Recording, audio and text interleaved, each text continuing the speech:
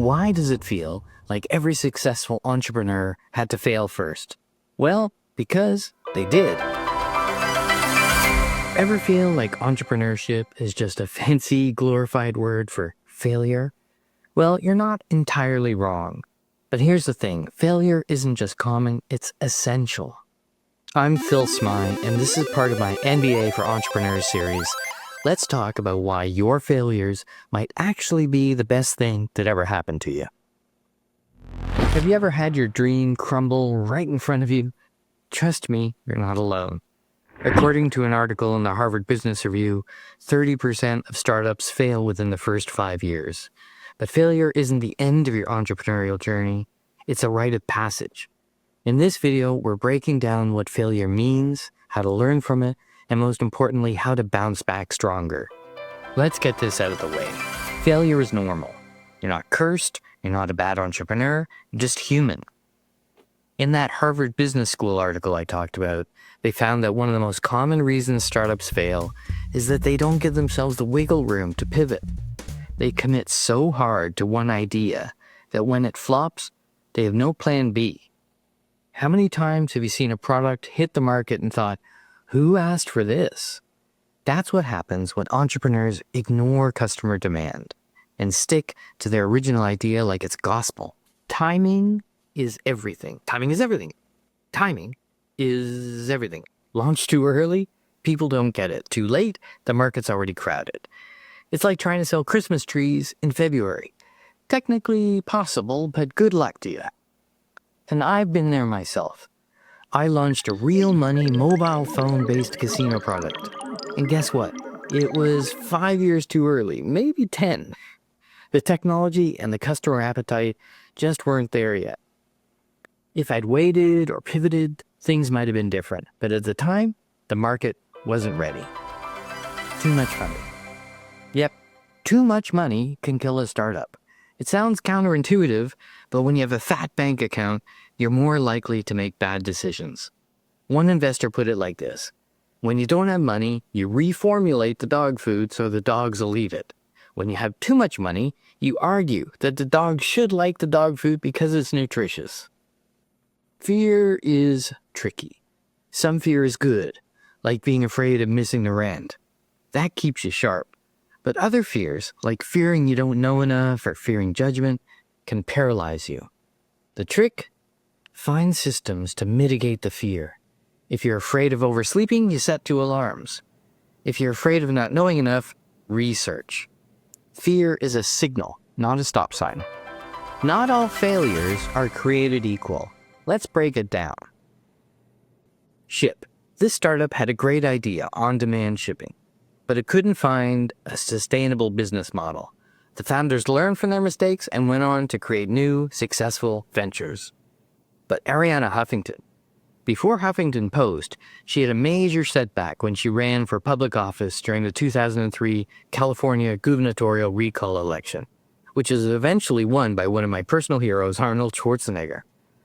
Arianna Huffington eventually withdrew from the race, but the experience taught her about the power of the internet for mobilization and communication. This insight planted the seed for what would become Huffington Post. By 2005, just 2 years later, she co-founded the online news platform, combining her lessons from the campaign trail with a vision for digital media. Today, of course, the Huffington Post is a landmark success, proving that even political failure can be the foundation for groundbreaking innovation. But then you have the bad failures. Elizabeth Home from Theranos. Poor Elizabeth. She's like the poster child for failure caused by deceit. Bad failure happens when you're negligent, immoral, or outright criminal.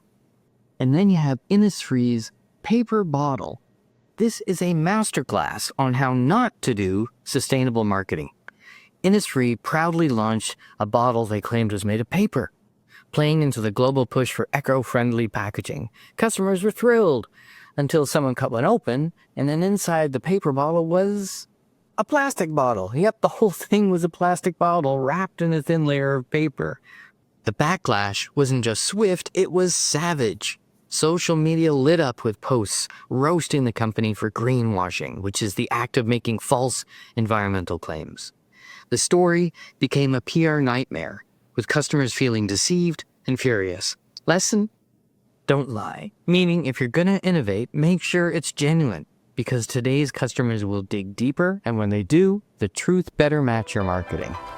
I'm not gonna sugarcoat this. Failure can break you. When your business fails, it's not just about losing money, it's grief, it's the death of a dream. A Business Insider article talks about how a true entrepreneur bounces back after failure. It's not easy. You'll go through denial, anger, even depression. But the good news is that those who bounce back don't just rebuild, they rebuild better. Let's start with practical stuff. If you've lost money, your first priority is to stabilize. Find new revenue streams fast. Freelancing, consulting, selling assets, like a few guitars you're not playing. It's not glamorous, but it buys you time. Failure is exhausting. Take a break, go hiking, paint, play the guitar if you still have one. Do something that reconnects you with who you are outside of being an entrepreneur. You're more than your business. Review what went wrong. Was it timing? Funding? Bad product market fit?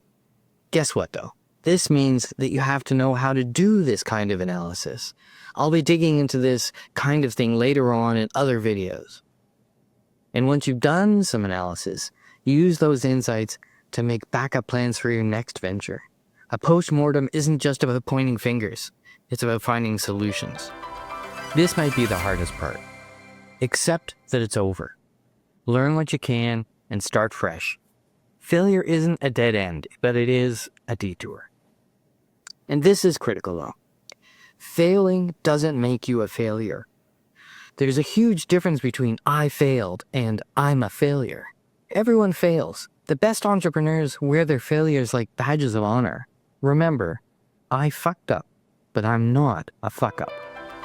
Failure isn't fatal, but ignoring it can be. Failure is feedback, yeah, but only if you take the time to deeply understand it. If you don't accept responsibility for what went wrong and do the hard work of analyzing your missteps, you're setting yourself up just to repeat them. Blaming external factors might feel comforting in the moment, but it won't help you grow. To be clear, failure isn't fine on its own. It's fine when you learn from it. Entrepreneurs who treat every failure as a lesson turn those setbacks into stepping stones. But those who don't, well, they're likely to keep tripping over the same rocks. The key is to face failure head on. Ask yourself the tough questions. What did I miss? What could I have done differently? And most importantly, how do I make sure this doesn't happen again? When you own your mistakes, you take back control of your future. Remember, the only real failure is the one you refuse to learn from. So act, learn, build, and grow. Rinse and repeat. The road to success is paved with failures, but those failures are what make the eventual success even sweeter. If this video helped you see failure in a new light, hit that subscribe button. Or if you think the video was a complete failure, let me know. Then I can learn from it. Of course, you can also let me know if it wasn't a failure so I can feel good about myself. If you're ready to keep learning, check out the next video popping up on your screen. Let's keep growing together.